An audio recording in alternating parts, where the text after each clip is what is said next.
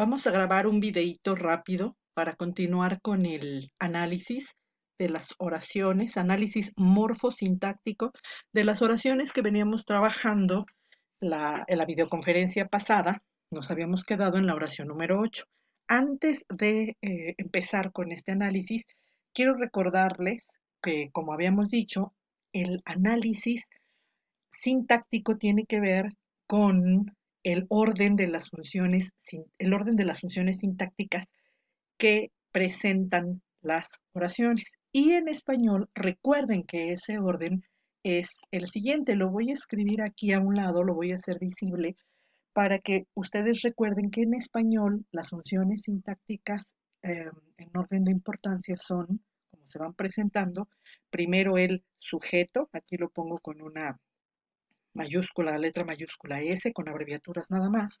Recuerden que en español, esencialmente, después del sujeto, tendríamos el verbo, perdón. Entonces, el verbo se encarga de dividir la función del sujeto y la función del objeto directo. Pues bien, en latín, perdón, en griego, el verbo suele ir hasta el final, lo cual indica que después del sujeto, nosotros tendríamos la presencia del objeto directo, el verbo lo dejamos hasta el final, objeto directo, y al final lo voy a poner con otro color, el complemento circunstancial. Bueno, este es el orden que tradicionalmente presentan las palabras en las funciones sintácticas en una oración. Ese orden de las funciones sintácticas puede modificarse de tal suerte que generalmente la primera función que se mueve es la función del complemento circunstancial, que suele desplazarse al principio de la oración y entonces suele quedar de esta manera. Podemos tener el orden de las funciones de esta manera. Primero el complemento circunstancial, como me parece que el ejemplo fue la oración número 6, complemento circunstancial. Luego la siguiente sería el sujeto ya propiamente, luego el objeto directo y al final también el complemento circunstancial. Pero es muy frecuente que las oraciones, entonces, como veíamos, también empiecen con un sujeto, como tradicionalmente lo esperaríamos, ¿no? Entonces, mucho cuidado con esto. Entonces, el verbo, en donde lo encontraríamos, ya el verbo iría al final de la oración. Tradicionalmente el verbo va al final. Este es el orden que generalmente vamos a encontrar en el análisis de las siguientes oraciones que vamos a hacer. Vamos a hacer un video pequeñito para que también se vayan acostumbrando y para que no distraigan el tiempo que están haciendo de sus tareas del módulo 2, ¿no? Entonces nada más vamos a analizar 10 oraciones, a ver si mañana les subo otro videito con otras 10 oraciones, ¿no? Para que al llegar a nuestra videoconferencia ya tengan un poquito más esta práctica, ¿no? Bueno, entonces tenemos que la oración número 9, la leo para ustedes, Hoi hegemones, gitona sejusin, caizoracas. Entonces, tradicionalmente ahí vemos que el verbo está en medio, ¿no? Está en medio, pero bien podríamos leer el verbo al final, que también es una manera muy común de encontrar el verbo. Bien, entonces podría quedar hegemones, gitonas, caizoracas, ejusi, ya al final. Bien, entonces nosotros consideramos ahora que el siguiente paso es considerar que el verbo que ya tenemos identificado ahora, están subrayados, verbo ejusi, es un verbo que está en plural. Ahí atiendan a la traducción que les anexo, que les pongo enseguida. Por ejemplo, ya tienen ahí en la oración número 9 que su verbo es ejusin. Voy a subrayar, voy a poner la traducción en, marcada para que esté nada más así a la vista. Tienen. Y para que observen que el verbo tienen requiere, como está el verbo en plural, requiere también un sujeto en plural. Entonces, lo primero es pensar que el orden, la posición que tiene el verbo es al principio de la oración. Por lo tanto, nosotros tendríamos que considerar ya con la concordancia que hoi hegemones es el sujeto de mi oración. Y entonces ahora veo, hoi hegemones, ejusin, hay concordancia de número plural, tanto del sujeto como del verbo. Entonces, los guías tienen, los jefes tienen. Y si yo nada más digo en este momento, los jefes tienen, todavía se queda pendiente el sentido de mi oración. Todavía no completo, todavía no entiendo, porque inmediatamente uno responde, ¿qué tienen? Entonces, los guías tienen, ¿qué tienen? ¿No? La pregunta que se le hace al verbo para identificar el sujeto, pregunta que se le hace al verbo y cuya respuesta es el sujeto, es quién. Entonces decimos, ¿quiénes? Que es el plural, en este caso no podemos decir quién tienen, sino quiénes tienen, y la respuesta es el sujeto. ¿Quiénes tienen? Los guías. E inmediatamente nosotros vamos a decir, ¿quiénes tienen? Ahora, nosotros inmediatamente vamos a ver qué tienen, porque no queda completo el sentido de la oración. Entonces, al sujeto, la pregunta que le hago al sujeto es, ¿quién? Aquí lo voy a escribir. Y la pregunta que le hago al objeto directo es, ¿qué? ¿No? Entonces, ¿quiénes tienen y qué tienen? La respuesta será el sujeto y el objeto directo respectivamente. Entonces, los guías tienen, ¿qué tienen? La respuesta entonces será gitonas kai thóracas, en concordancia, aunque no lleve artículo. Si, si pensáramos en que esto también llevara artículo, tendría que decir tas gitonas kai thóracas. Pero no, no importa, no necesariamente lleva sujeto. Por lo tanto, mi traducción, bueno, primero, como tiene objeto directo, identifico que es una oración transitiva, recuerden, eso es lo que ya habíamos visto, y por lo tanto, la traducción queda. Los guías tienen túnacas y corazas. Vamos a la oración 10. En la oración 10, entonces, lo primeritito será marcar las concordancias. Entonces, vemos que la oración 10, igual que la oración 6, empieza con un objeto circunstancial. El objeto circunstancial es en tois. Fíjense muy bien en la concordancia del tois, ahora con agosi, porque inmediatamente hay un encabalgamiento. Ahí hay un determinante. Ahora quiero que se fijen en la forma del tois. El artículo tois, la iota y la sigma, me indica que es un dativo plural, mientras en agosi tengo la misma iota sigma, nada más que está al revés. Por lo tanto, es de tercera declinación. En tois agosi es un complemento circunstancial. Verbo, pongo atención en el verbo. Era. El verbo me lleva al sujeto. ¿Quién era? ¿Quién era? La respuesta, ¿quién era? Recuerden que mi pregunta es ¿quién? Para responder con el sujeto quién. Entonces, aquí mi sujeto es toatlon.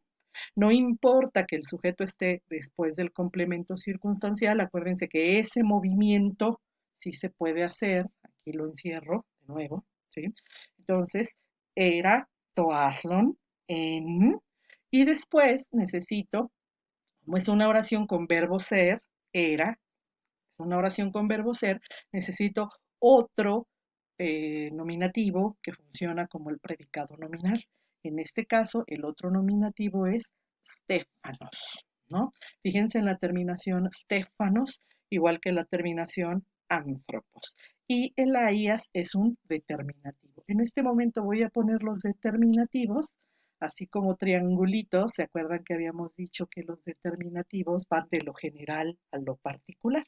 Están determinando a quién en el complemento circunstancial. Ton Helenon determina a Agosi, mientras Stefanos, Agosi son competencias. ¿Pero qué competencias? Son las competencias de los griegos.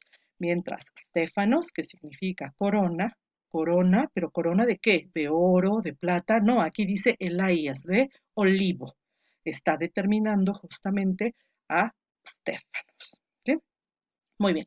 Entonces, ya en la traducción queda, en las competencias de los griegos, el premio era una corona de olivo.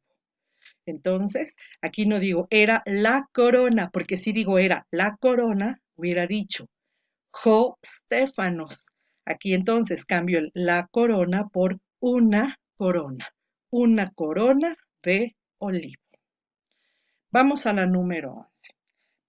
Lo primero en lo que debemos poner atención es en el verbo. Nos vamos acostumbrando a eso. Verbo, adei, canta.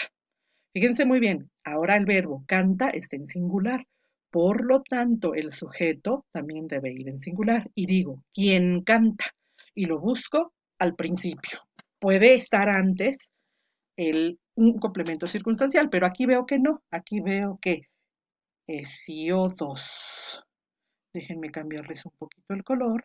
Aquí veo que Hesiodos hopoietes va a ser mi sujeto. Entonces, ya voy uniendo el sujeto al verbo y digo, Hesiodos hopoietes adei. Hesiodo el poeta canta. Y ahora fíjense muy bien cómo después del sujeto se va a interponer un complemento circunstancial. Ya lo identificaron por la preposición y dice en teogonía. Fíjense muy bien cómo ahora tengo la preposición en y la palabra que está después de la preposición en, a eso se le llama régimen. El régimen preposicional está en dativo.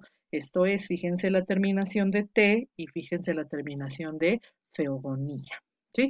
Entonces dice en la teogonía. Esto refiere a la obra de una de las obras importantes del poeta Hesiodo, entre las que se encuentra, bueno, las dos obras importantes que son la teogonía y la otra los trabajos y los días, ¿no? Entonces, el poeta Hesiodo, o Hesiodo el poeta, si queremos conservar el orden que está en la oración, decimos canta, en la teogonía, pero todavía canta, o narra, si quieren aquí el sentido de adei por narrar. Entonces narra, cuenta, ¿qué cuenta? ¿Qué cuenta? Porque si digo ahora ¿qué cuenta? Acuérdense que la respuesta será el objeto directo, si no, todavía queda incompleta la oración. ¿Qué cuenta? Cuenta y dice la contienda, necesito el objeto directo, que en este caso será ten erin, la contienda, la disputa, y después hay una determinación. Y acuérdense que cuando digo determinación, ustedes ya están pensando en que en la función de determinante, sobre todo en caso genitivo. Entonces dice la contienda o la lucha de los gigantes y de los dioses. Hesiodo el poeta en la teogonía canta la lucha de gigantes y de dioses. Y así queda mi oración número 11. Vamos a hacer la oración número 12. En la oración número 12, bueno, justamente empieza esa oración número 12 con un vocativo. ¿Cómo identifico este vocativo? Ahí está Rosy, tu vocativo. ¿Cómo identifico este vocativo? Lo identifico primero porque está separado por medio de una comita del resto de la oración. Esa comita que divide la oración indica que el vocativo es un caso no gramatical. Entonces, ¿qué es el vocativo? Es un caso que me está refiriendo a quién a quién le estoy hablando. En este caso le estoy hablando a quién, a Figater. ¿Quién es Figater? Figater es la hija. Entonces ahí dice, oh hija. Podríamos decir que le están hablando quizá un padre a una madre, pero un padre a una hija, pero quizá aquí podría ser una madre a su hija, ¿no? No sé, vamos a ver, a lo mejor otra persona más le está hablando a esa hija. Y otra cosa, por lo que lo identificamos, es porque va a ser por la presencia de la interjección o. Esta interjección o que equivale para nosotros a la interjección, justamente a esa interjección o. Entonces, o hija.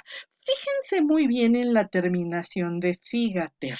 Fíjense muy bien, es como en el Padre Nuestro, en el patergemón, la terminación en épsilon, pater. ¿Y por qué hago esta aclaración? Igual que hice la misma aclaración para el vocativo, si te acuerdas, Misael, de, por ejemplo, didáscalos, que me mandaste una tareita en donde ahora sí escribiste muy bien el vocativo, no es didáscalo, sino el vocativo va a ser didáscale. Nada más, Misael, hago la aclaración que es didáscale, pero con épsilon, no con eta. Tú me lo pusiste con eta, pero no importa, está bastante bien. Nada más acuérdate que va con épsilon. Bueno, en las palabras que terminan en ter, como por ejemplo pater, meter, pater, meter, y en este caso figater, no, aquí va con acento, ga, ajá, tengo figater, ¿sí? Fíjense, son palabras, ups, ya estoy ahí, permítanme, déjenme hacerlo un poquito para ustedes con más espacio para que lo vean, pater, meter, papá, padre, madre, y la que viene en la oración que es figater, ajá. Se les llama a estos sustantivos de parentesco, terminan en ter. Pero observen cómo ahora esa terminación en ter está con eta, pater, ajá, meter y figater. Bueno, ¿qué pasa con el vocativo?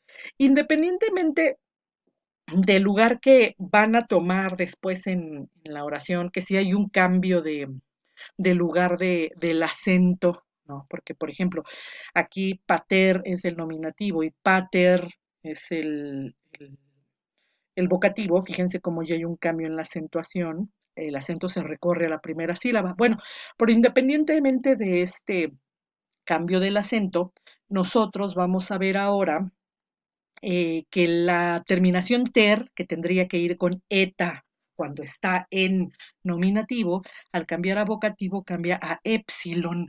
Por eso es que mi en el Padre Nuestro, en lugar de decir pater, dice pater. Ahí voy a escribirlo con épsilon.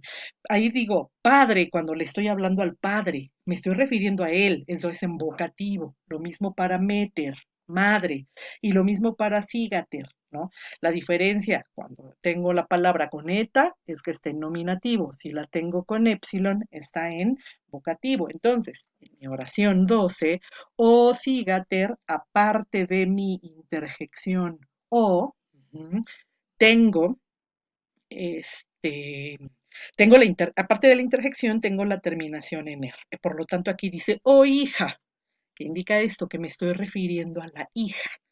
Y después me voy al verbo pistewe, que es confía. Este verbo está en imperativo. E igual que en español, el imperativo generalmente sobreentiende el sujeto. A ese sujeto le llamamos sujeto tácito. ¿Por qué? Porque el sujeto aquí tendría o aquí va a ser tú. Ordenamos en segunda persona. Voy a borrarlo y lo voy a poner en griego, ¿no? En lugar de tú pongo sí. Tú confía. Entonces aquí dice, tú confía. Oh hija, tú confía. El sujeto gramatical, el sujeto invocado, si es ocigater. Entonces, una cosa será el sujeto invocado, ajá, dejen que ahí está, ya apareció en su pantalla, sujeto invocado, y otra cosa es el sujeto gramatical. Entonces, confía. Bueno, pues resulta que este verbo confía, si es uno de esos verbos, Misael, tú hiciste la pregunta en nuestra videoconferencia, que jala o que requiere una preposición, porque nosotros decimos confiar en algo o en alguien, ¿no? Entonces, el verbo confía sí jala solito la preposición en, confiar en. Y ese en lo que se confía va en caso dativo. Entonces lo tenemos acá. Entonces, fíjense muy bien cómo en este caso no se trataría de un objeto indirecto, aunque gramaticalmente sí sería objeto indirecto porque está en qué caso, como ven aquí, está en caso dativo. No, es un verbo que está completando el significado del verbo, pero que como jala la preposición, como requiere la preposición en, entonces va a cambiar su objeto de indirecto a directo, más bien de acusativo a dativo. Entonces, aunque esté en dativo, a esto le vamos a dar la función de objeto directo, ¿no? Porque lo está completando. Entonces diría, oh hija, confía en las palabras y no palabras de cualquiera. Aquí hay un determinante. Palabras de tu padre. Oh hija, confía en las palabras de tu padre. Bien, yo creo que ahorita vamos a terminar con la oración número 13 para que no se haga este videíto muy grande y puedan escucharlo en un momentito, ¿no?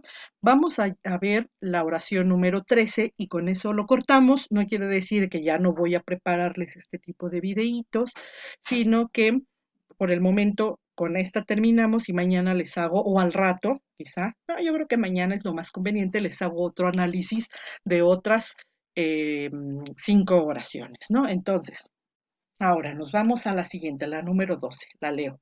La número 13, la leo.